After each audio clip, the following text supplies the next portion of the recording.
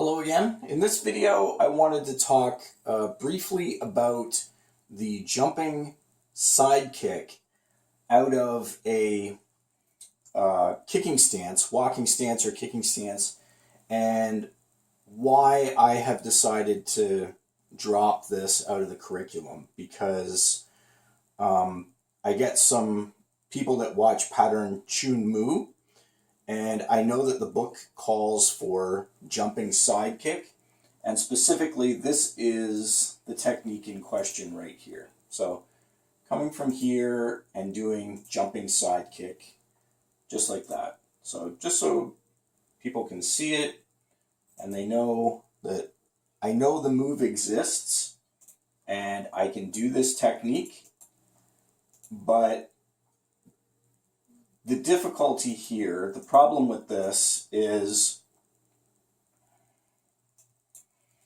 you stand a really good chance of having your legs get tangled when you come up to do that kick. There's a point there where you have to cross the legs over and try to turn your body to the side to orient yourself for the kick. And during that time, there's a very good chance that your legs can get tangled up, and of course cause you to go down hard if that were to happen. But the point is, it's just not a good version of the technique. When it comes to side kick, the version of the technique that we would practice in class all the time is flying side kick. So if we're running at the target, and you can see here this was doing a double step, so running up and doing the kick. Anytime we do that, we would do flying side kick, which means, let's see if I actually have a flying side kick video in here. That would be fantastic. I've got from flying turn side kick. Oh, I've got the one on the heavy bag actually.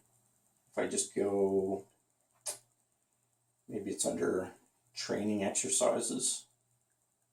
I think it might be under the training exercises videos. Let me just take a quick peek here. I know I don't have this. I know I don't have this all exactly ready to go here, but oh, here's flying side kick on focus pad, so I can show you this as well. So here's flying side kick. I want you to note the difference here, because this is critical. Look at this kick right here. You can see it's a one leg takeoff. So I'm taking off, the kicking leg is actually leaving the ground first, and it's the non-kicking leg that is the last leg to touch the ground. But if you look at this technique, as I come through, you can see here that this is a much more effective. Watch, see how I come up right here? So instead of lifting up with the right leg and then kicking with the left leg, which is what you would do on a jumping side kick. Remember, we make a distinction between jumping and flying. Some schools blend those two terms together. Some, there's a reason why there's a different terminology for it, because when you're doing the kicks, it matters whether you're doing one leg up before the other or whether you're just kicking right away, or you're doing a two-leg takeoff, for example.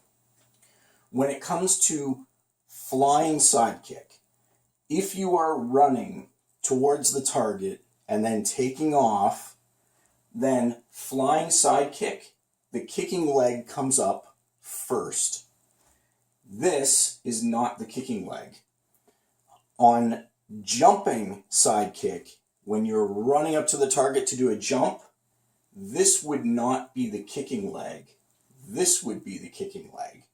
And you can feel it. If you try it in class, you can feel just how awkward it really is to do the jumping version of a side kick as opposed to the flying version. So watch this right here. You can see there's the flying version of the kick.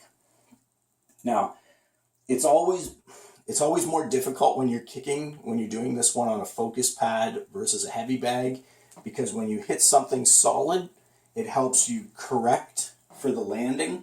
With the focus pad, you just go right through it. But again, just watch one last time here. You can see the takeoff.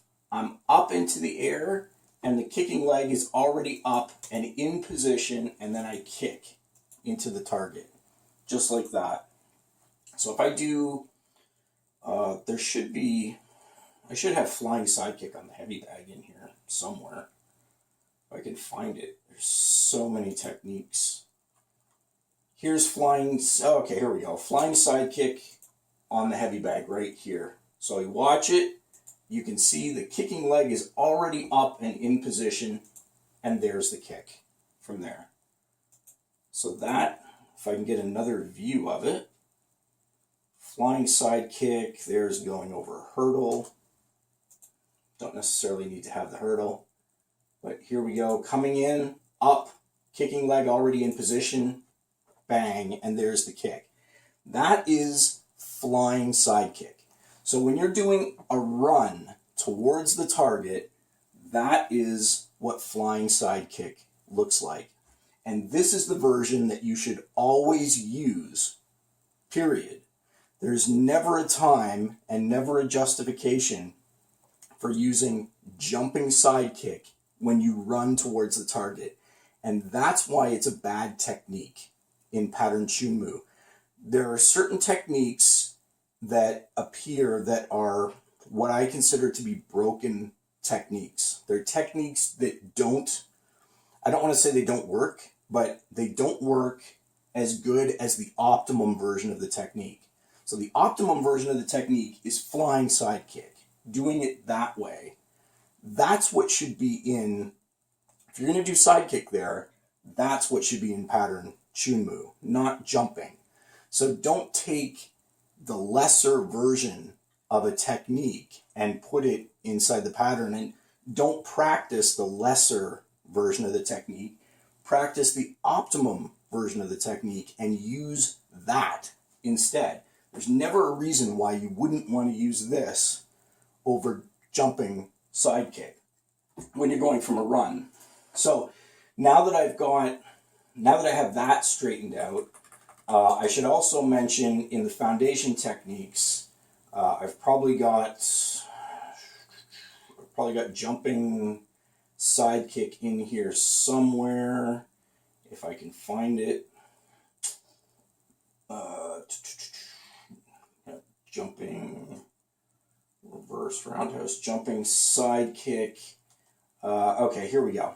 So here is jumping side kick out of a sitting stance when you are stationary. So if you take a look at this here, this is what jumping looks like. One leg up before the other and then kick.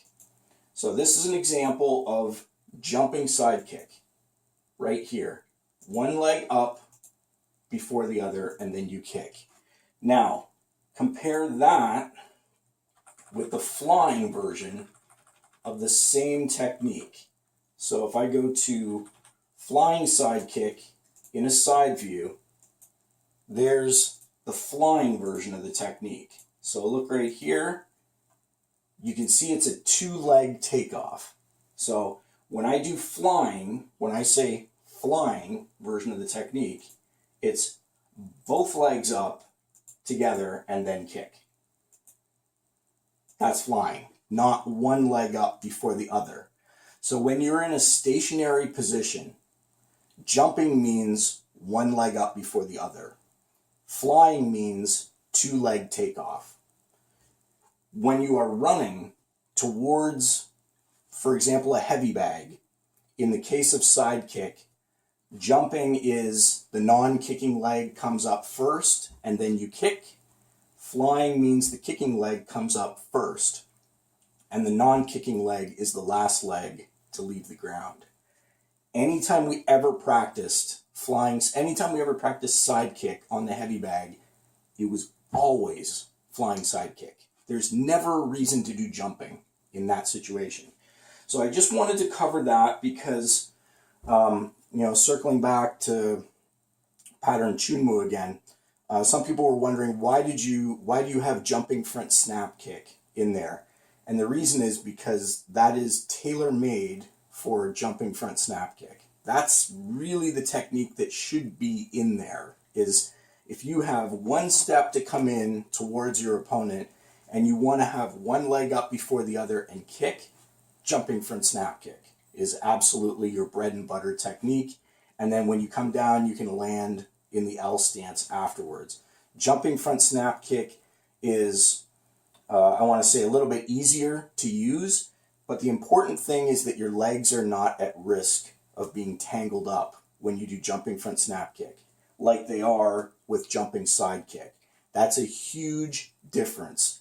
If you need to rely on a technique in a real fight, something to save your life, you don't want to use a technique where there's, a chance that you're going to end up falling on your butt or landing on your head and getting seriously injured. So you want to pick a technique that works every time. And in pattern Chunmu, that's the first time that an aerial technique appears in the ITF pattern set, is in that red belt pattern. So jumping front snap kick, the first aerial technique that we ever learned is jumping front snap kick. It should be there. That is the obvious technique that should be in that pattern, not a broken technique like jumping side kick. So that's the reason why, to answer that question, that's the reason why we do jumping front snap kick. And that's why you shouldn't be doing jumping side kick there. And you shouldn't be doing jumping side kick, running jumping side kick, period. Just drop it. You don't need it. Flying side kick is the technique when you're running to the target. So that's all I have for this video. Thanks for watching.